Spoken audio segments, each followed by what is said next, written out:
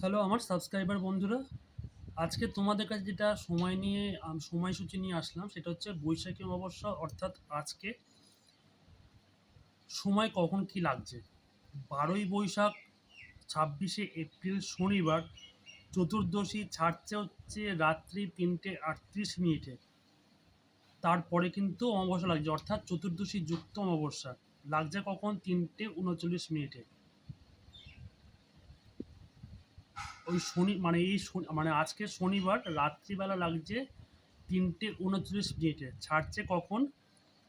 13ই Boishakh, 27শে April রবিবার, অর্থাৎ পরশুদিন রবিবার অমাবস্যা ছাড়ছে রাত্রি 1:12।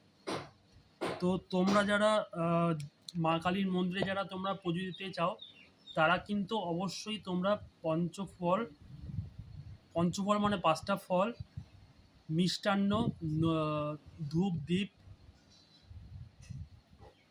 জবা ফুলের মালা, সাদা ফুলের মালা, সাদার মালা বা নীলকণ্ঠের মালা তোমরা কিন্তু নিয়ে যেতে পারো।